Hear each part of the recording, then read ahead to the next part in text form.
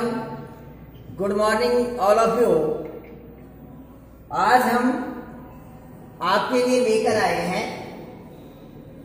Class 10 का subject SST Hindi medium में जो ज्योग्राफी पार्ट है भूगोल, उसका हमारा चैप्टर नंबर 6 चल रहा था, विनिर्माण उद्योग।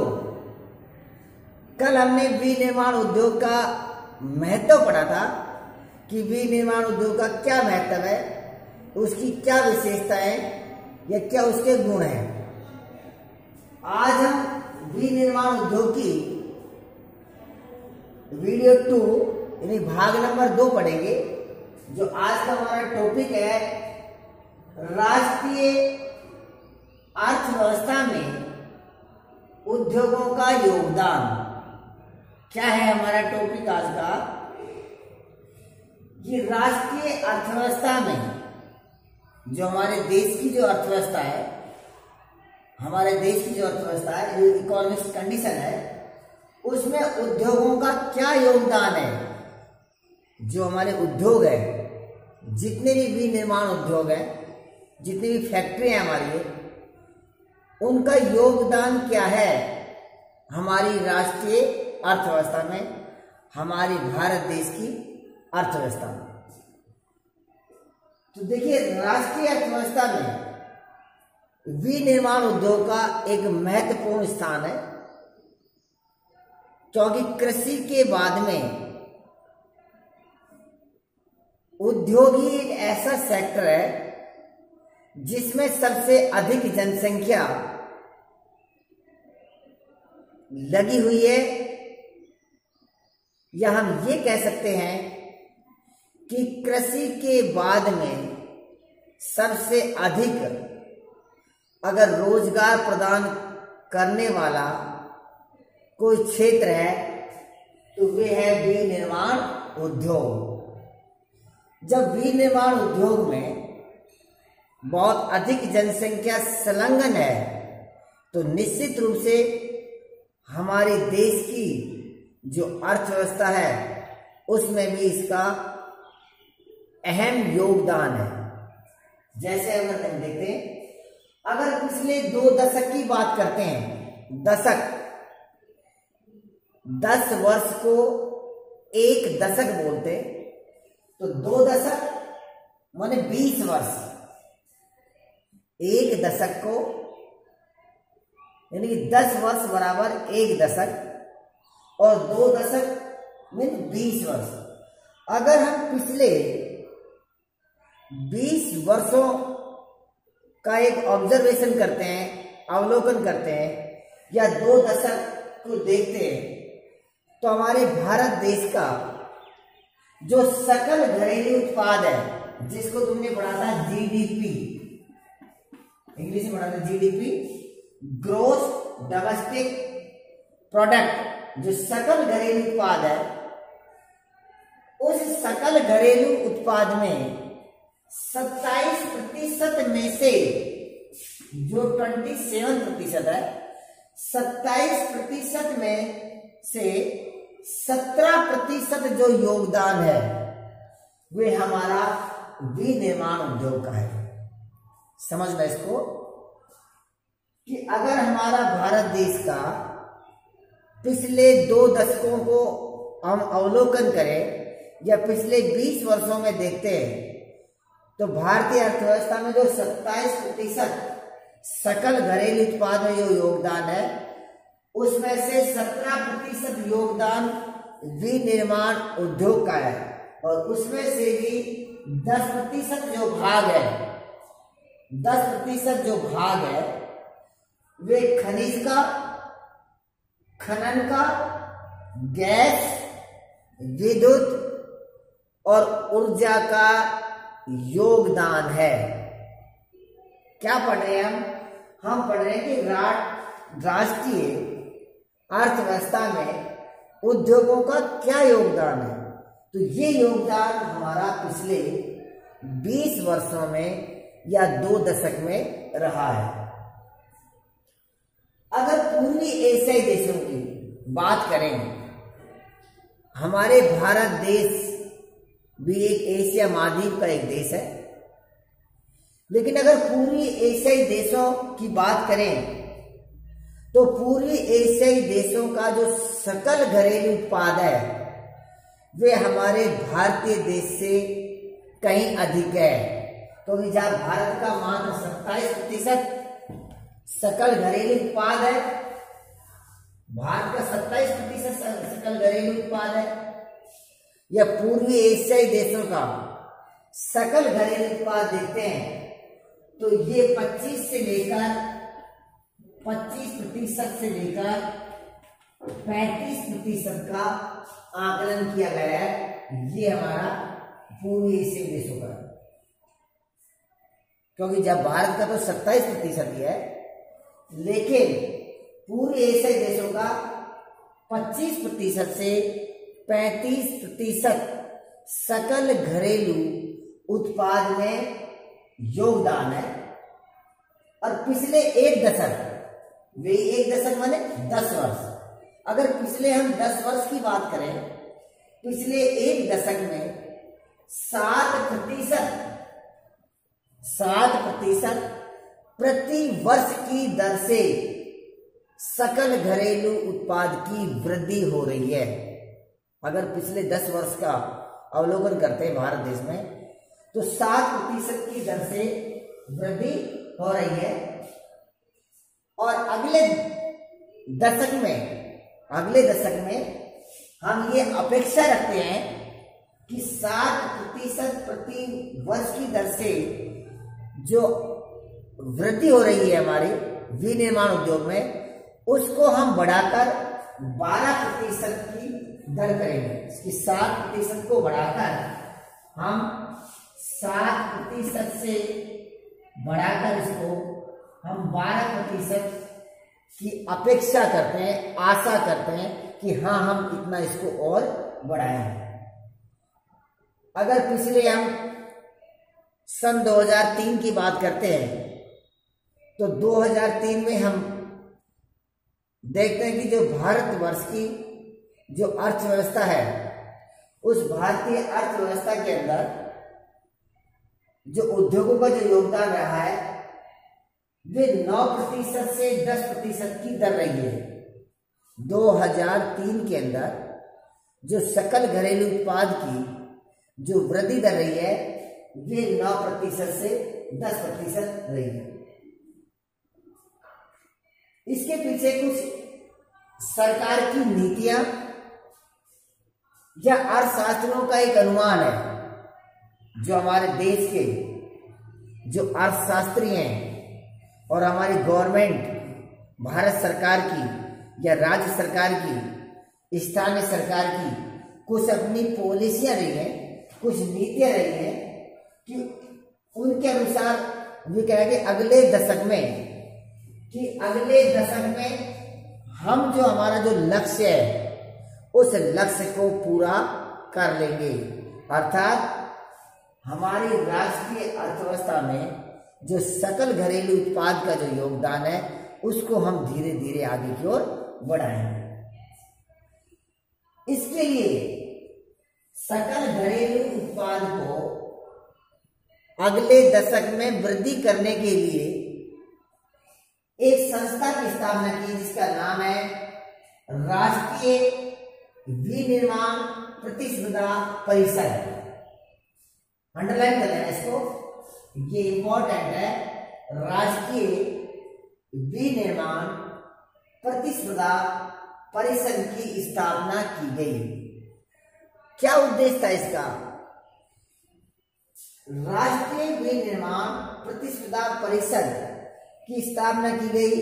इसका एक ही ऑब्जेक्ट था, एम था कि भारतीय राष्ट्रीय अर्थव्यवस्था में वृद्धि की जाए, या भारतीय जो राष्ट्रीय अर्थव्यवस्था है उसके सकल घरेलू उत्पाद में वृद्धि की जाए ताकि देश की आर्थिक स्थिति मजबूत हो सके, शक्तिशाली हो सके, जिसमें देश में गरीबी दूर हो सके। इसलिए इसके बाद देखते हैं औद्योगिक अवस्थिति। औद्योगिक अवस्थिति, जैसा कि इसके नाम से बिल्कुल स्पष्ट हो रहा है, औद्योगिक अवस्थिति कि उद्योगों की स्थिति कैसी होनी चाहिए, उद्योग किस स्थान पर स्थापित करने चाहिए।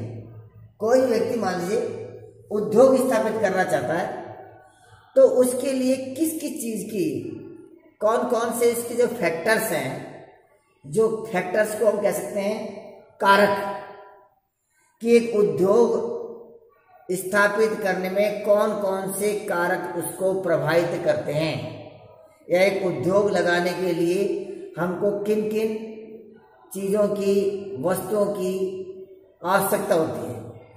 तो उसमें दो तरह की वस्तु हो सकती है, या दो तरह के कारक हो सकते हैं।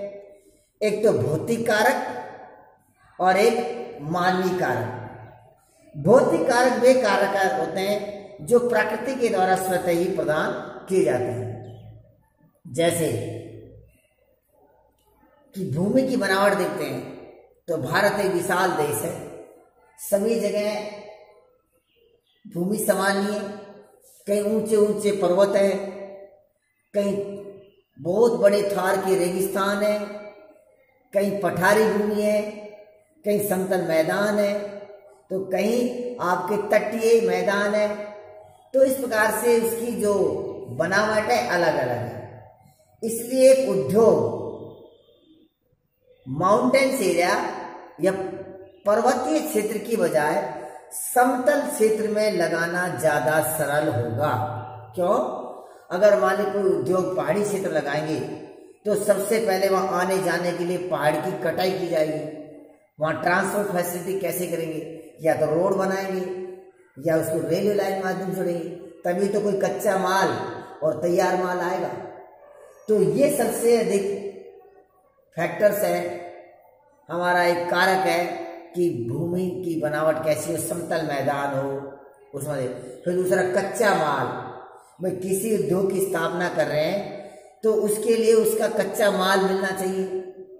जैसे हमारे सूती वस्त्र उद्योग लगा रहे हैं, अब सूती वस्त्र उद्योग उस स्थान पर लगाएंगे जहाँ कपास कॉटन अधिक से अधिक हो, या कोई चीनी उद्योग लगाना चाहता है तो चीनी उद्योग इस स्थान पर लगाएंगे जहाँ गन्ना अधिक से गन्ने की पैदावार हो, या कोई लोहा इस्पात उद्योग लगाना चाहता है तो लोहा इस्पात उद्योग वहां लगाएंगे जहाँ ज्यादा से ज्यादा आसपास लोह एसिड की खाने हो।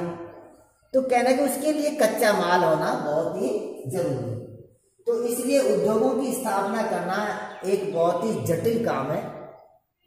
उद्योगों की स्थापना करना बड़ा जटिल काम है कि उद्योगों की स्थापना करने के लिए सबसे पहले उसको यानी कि भूमि की आवश्यकता होनी चाहिए, कि भूमि हो, समतल मैदान हो, उसके बाद में कच्चे माल की उपलब्धता हो।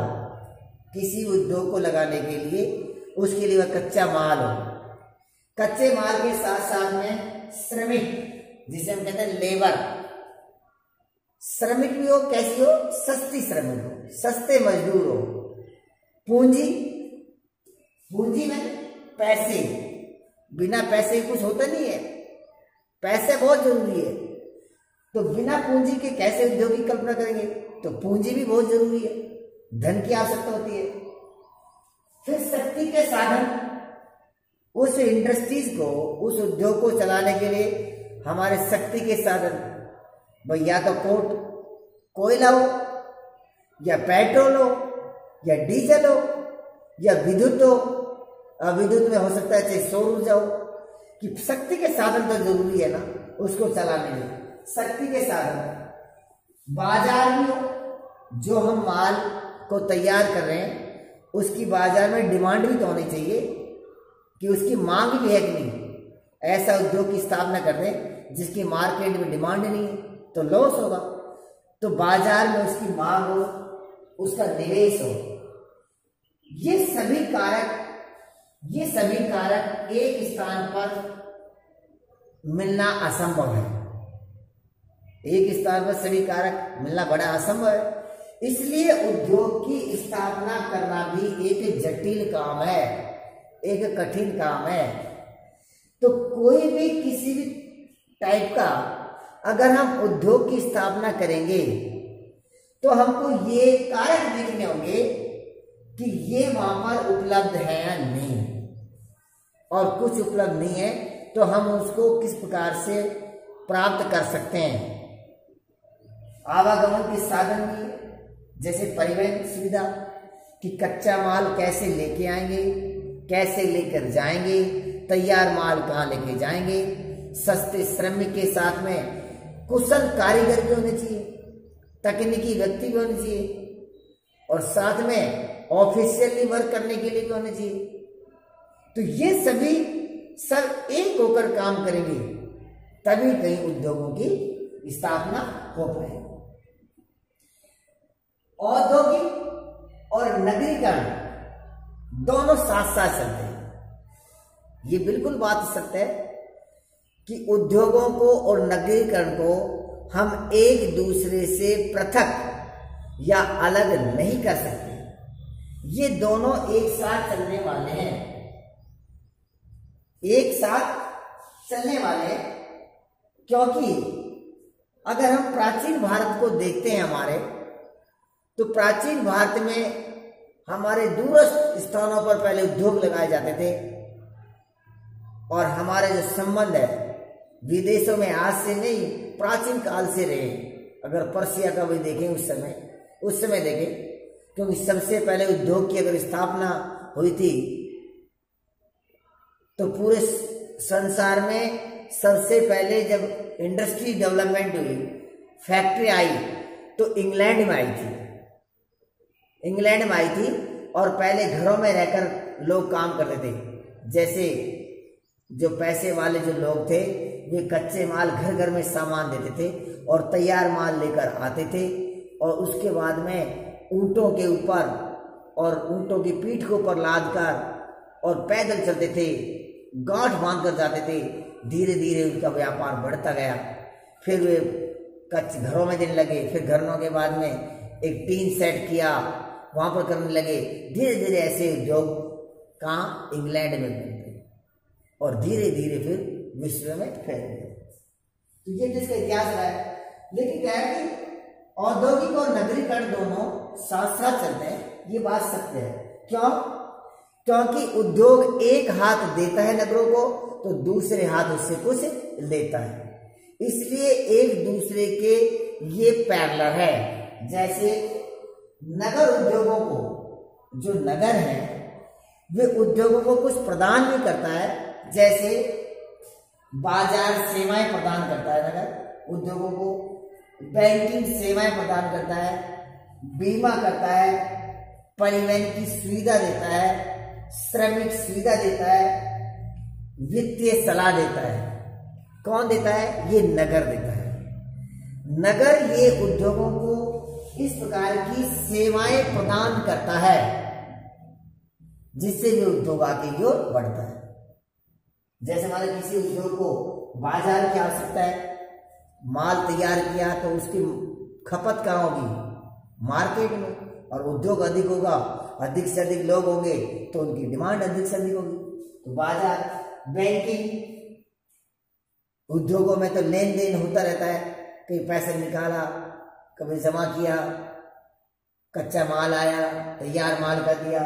बीमा माल की सुरक्षा के लिए, तैयार माल की सुरक्षा के लिए और कच्चे माल की सुरक्षा के लिए।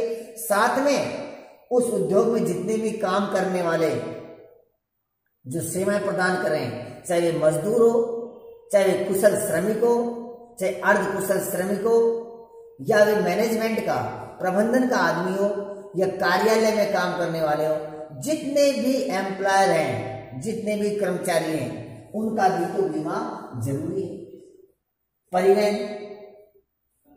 परिवहन की सुविधा प्रदान करना, ये सभी सुविधाएं करता है उद्योग। अब नगर प्रदान करते हैं उद्योगों को, तो उद्योग भी नगरों को प्रदान करते हैं कुछ, जैसे रोजगार प्रदान करते हैं कि रोजगार प्रदान करते हैं कि रोजगार, जब उद्योग अधिक से अधिक उद्योग लगेंगे तो उस नगर के निवासियों को रोजगार मिलेगा, उपभोक्ताओं को उनकी दैनिक सामान की वस्तुएं मिल जाएंगी, उनको कहीं दूर जाना नहीं मिलेगा।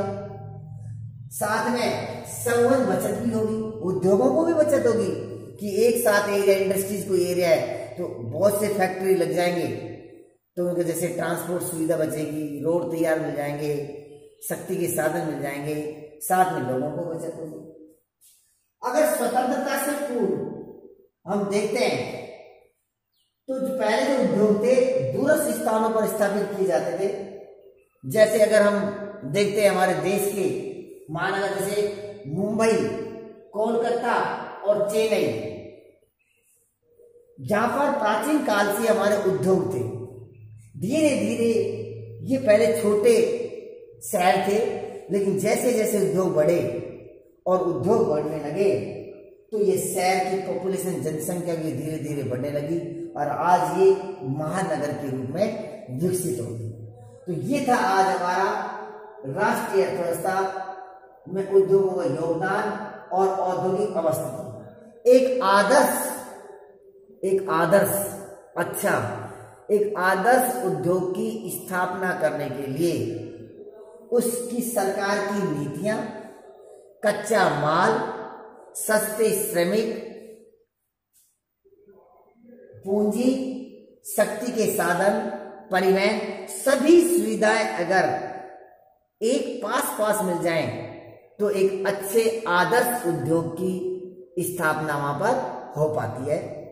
ये था आपका विनिर्माण उद्योग का राष्ट्रीय अर्थव्यवस्था में उद्योगों का योगदान और एक औद्योगिक स्थापना में कौन कौन से कारक प्रभावित करते हैं, कैसे उद्योग स्थापित होता है।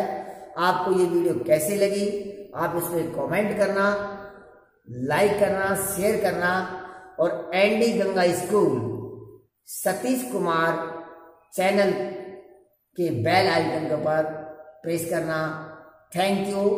ओके।